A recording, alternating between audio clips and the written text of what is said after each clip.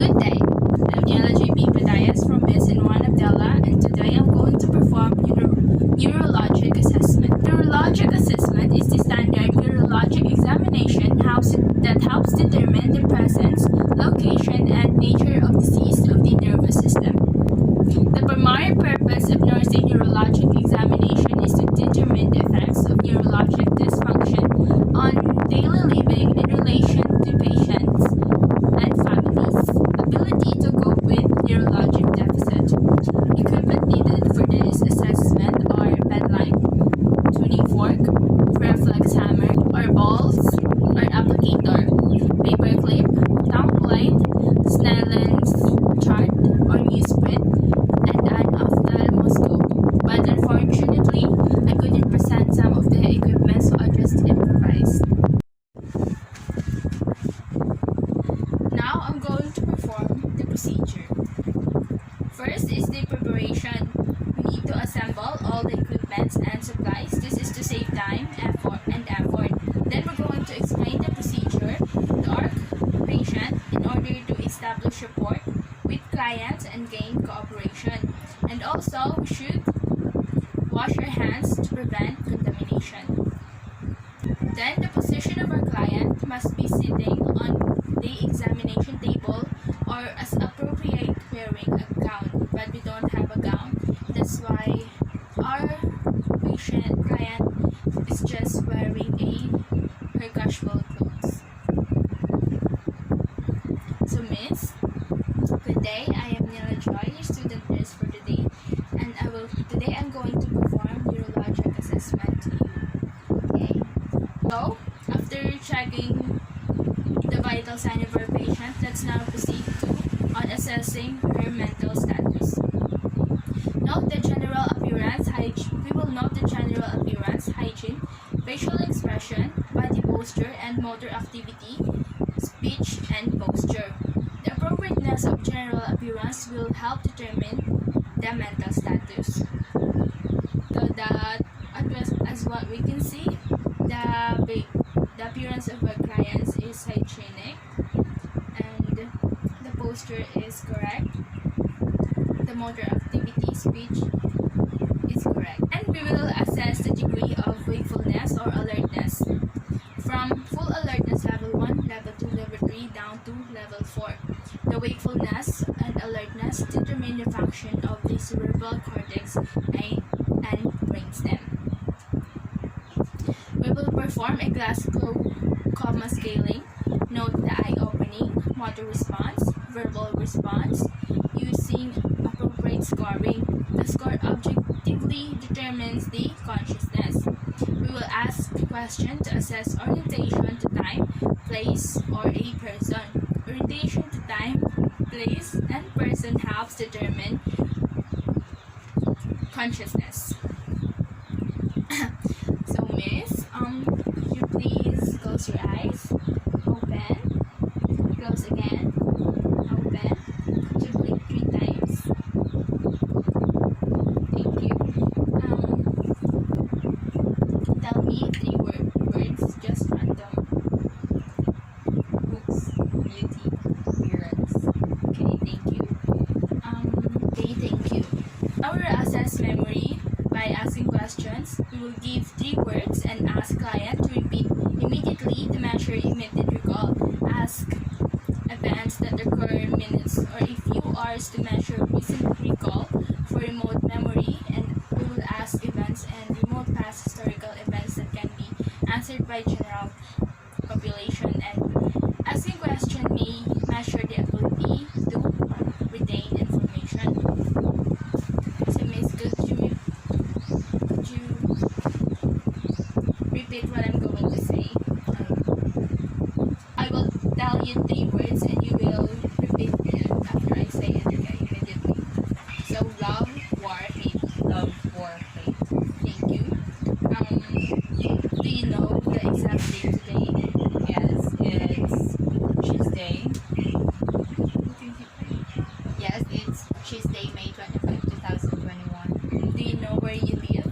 Yes, from Isabela, Negros Occidental. Okay, thank you for your response. Now we will assess mood,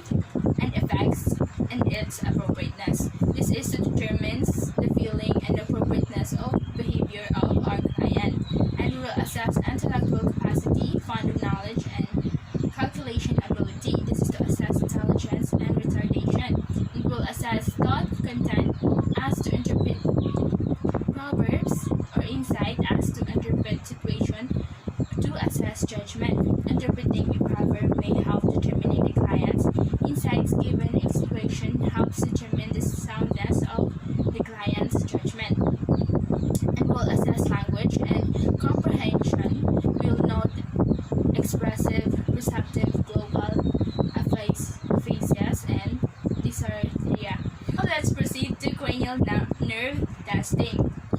Our cranial nerve 1 olfactory will instruct our client to close her eyes and test one nostril at a time with the appropriate side occluded using clean materials such as soap, coffee, and toothpaste. This is to identify the presence or absence of the sense of smell. Miss Leanne, could you please close your eyes? Okay, so I will let you smell 3 things and you will tell me what it is, okay? Okay. I think it's coffee. What is one? Toothpaste. This one. A soap. Okay, thank you. Let's proceed to cranial nerve. Number 2, the optic. We will assess the visual field by confrontation test using a Snellen's chart or newsprint to measure the visual acuity, to measure central and peripheral visions. And as we do that, the visual acuity of our patient is in 20/20 vision. Proceed to cranial nerve number 3, or the oculomotor, and before trochlear, and the 6, the abducens pupillar light reflex. We'll observe the pupil size and millimeter and observe for any irregularities or symmetry. We'll ask the client to look into the distance, shine a bright light obliquely and approaching laterally into the pupil, and observe for the direct response with the same eyes and consensual response on the opposite eyes. This is to check the size, equality of the pupils. Applying light checks ability of the pupil to constrict.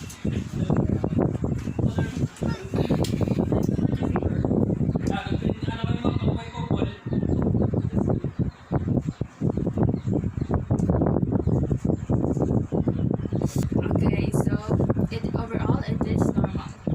Then we will assess the extraocular movements. We will instruct the patient to follow examiner's fingers.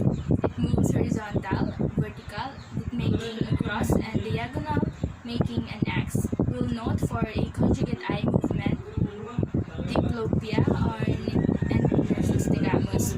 This is the rationale of this is the examiner we can determine the parallel eye movement, diplopia, nystagmus, when the client follows the direction of the finger vertically, horizontally, and diagonally. Okay, could you look at this?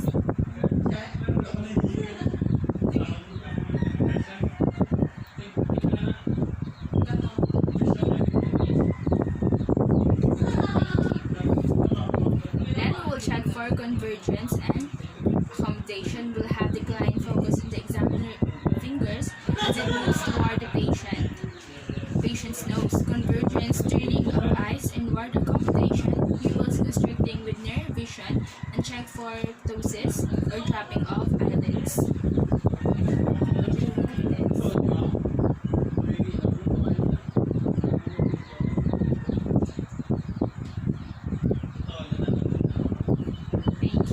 Let's proceed to cranial nerve number 5, trigeminal. Sensation will trigeminal. We will use a cotton ball for a light touch and a blunt object such as a paper clip or for deep touch.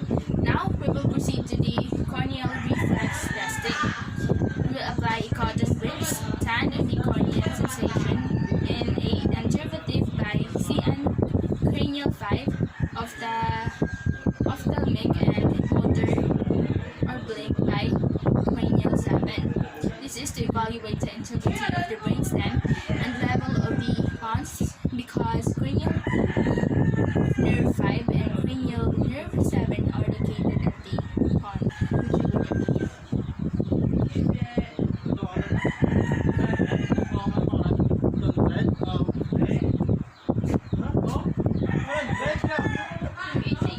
Now for the cranial nerve 7, the facial, we'll inspect the face, noting any facial symmetry including dropping, sagging, or smoothing of normal facial creases, and ask the patient to raise the eyebrows and close the eyes.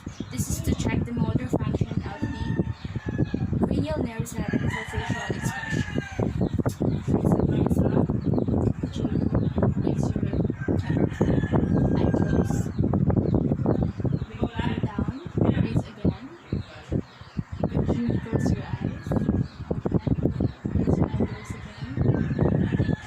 Now let's proceed to cranial nerve 8, the vestibulocochlear.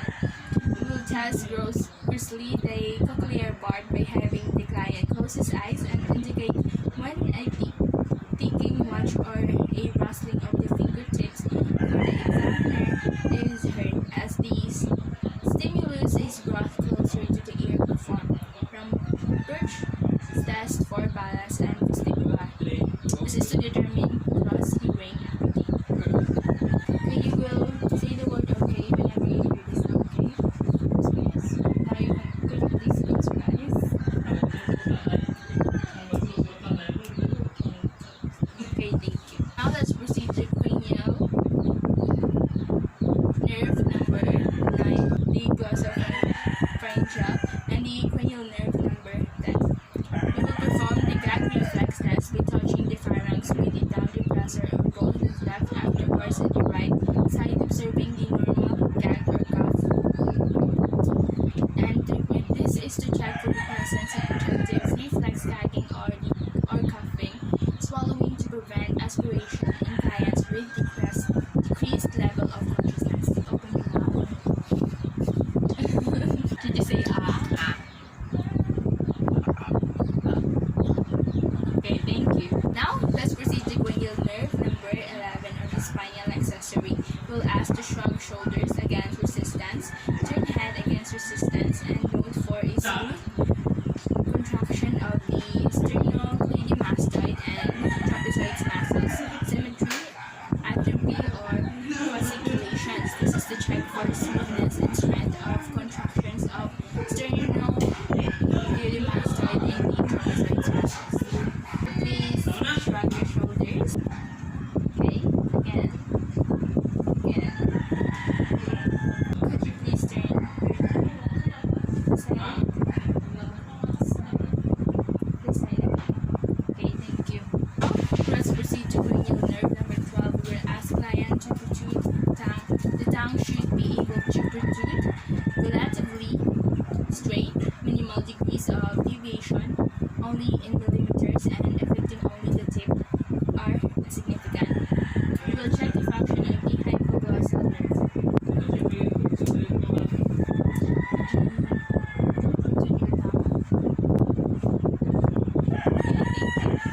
Let's proceed to the cerebellar function. We will assess for balance and note stature, posture while standing. Okay.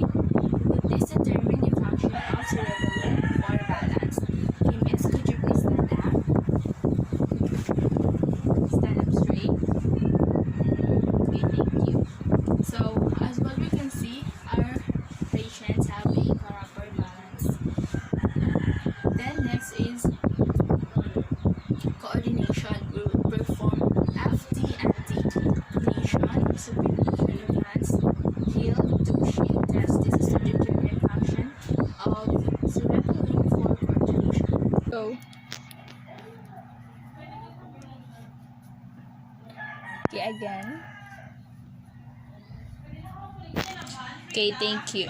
Now let's proceed to sensory assessment. This is testing for light touch using a cotton or posterior column pathway. These tests track carrying the sensation of touch to the brain. testing pain and temperature, and test vibration sense.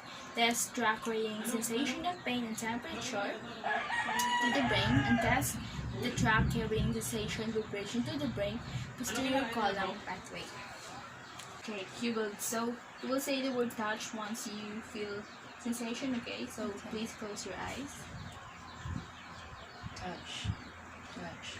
Sige, sige. Touch. I can see. Touch. Touch. Bago, okay lang bro. Kasi yung hasil na. Touch.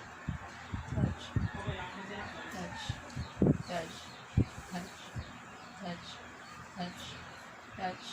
Okay, thank you.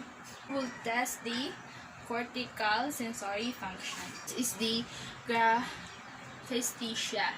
It is the ability to recognize writing on skin cured by the sensation of touch. It's of touch. Please, can I put your palm? So you will tell me what shape or things I will gonna draw. Okay. Close your eyes. Triangle. Yes. A circle. A star.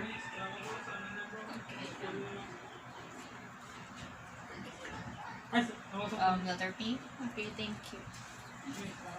Now let's proceed to stereognosis. This is the ability to perceive and recognize the form of an object in the absence of visual and auditory information by using tactile information to provide cues, texture, size, spatial properties, and temperature. Okay, could you please close your eyes again? So I will place an object into your palm and you will tell me what it is. Okay? Paper clip. Okay, thank you. Ben. Now let's proceed to reflexes. We will assess deep tendon reflex using appropriate scoring: 0 equivalent to absent, 1 plus for hypoactive, 2 plus normal, and then 3 plus hyperactive, and 4 plus hyperactive with clonus. Now let's assess the bicep reflex. We'll assess the bicep reflex. Okay, let's locate her tendon. Okay, now the other one.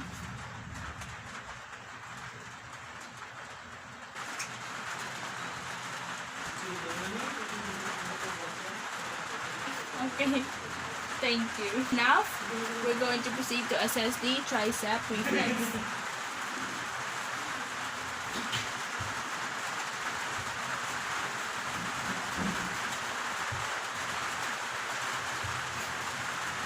Then the other one.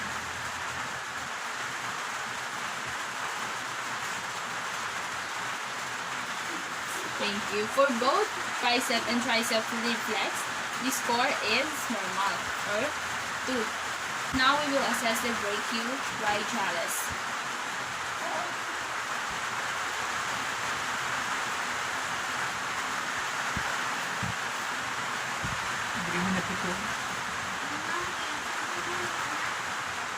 Thank you.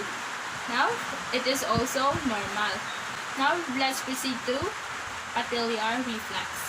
It is below the lower extremities. And we're just going to locate the kneecap.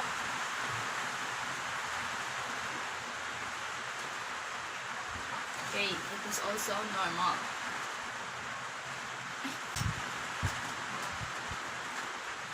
Thank you.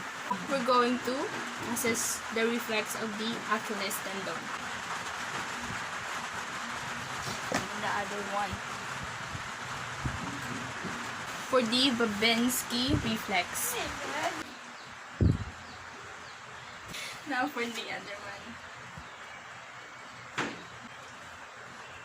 That's all for neurologic assessment. Thank you.